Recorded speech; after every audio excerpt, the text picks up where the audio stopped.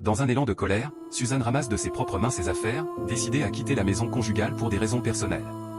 Son mari, assis tranquillement au salon, mange tout en manipulant son ordinateur, sans prêter la moindre attention à sa fureur.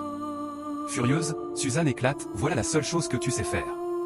Manger, manipuler ton ordinateur et dormir. Tu es incapable même de me satisfaire au lit. Mais l'homme, imperturbable, continue à déguster son repas sans dire un mot. Suzanne, excédée, accroche ses valises dans ses mains et quitte la maison, le visage rempli de désespoir.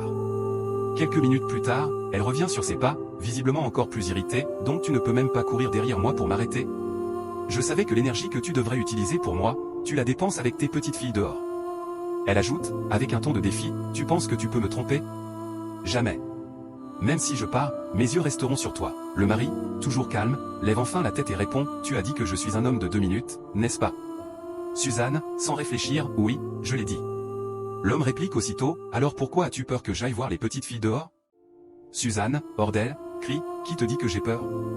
Moi, je m'en fiche de toi et de ta vie. » Elle enchaîne, la voix tremblante mais résolue, « Maintenant je quitte ta maison et je ne reviendrai plus. » L'homme, sans s'émouvoir, répond simplement, « D'accord, très bien.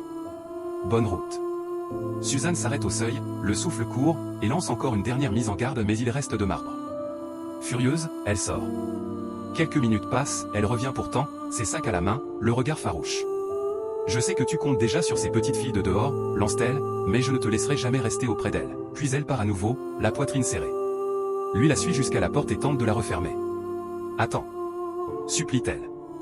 Il hésite, puis ouvre légèrement la porte, elle en profite pour rentrer encore une fois. Il la menace alors d'un ton sec, « Si tu continues comme ça, je te mets dehors. » Après un long moment de tension, Suzanne se calme un peu et finit par murmurer, « Très bien. Si c'est à cause de ces filles que tu me traites ainsi, sache une chose, je ne partirai pas simple spectatrice. Nous resterons tous les deux ici, jusqu'au bout. Que feriez-vous à la place de cet homme? Réagirez-vous différemment? Dites-le en commentaire, et n'oubliez pas de partager la vidéo.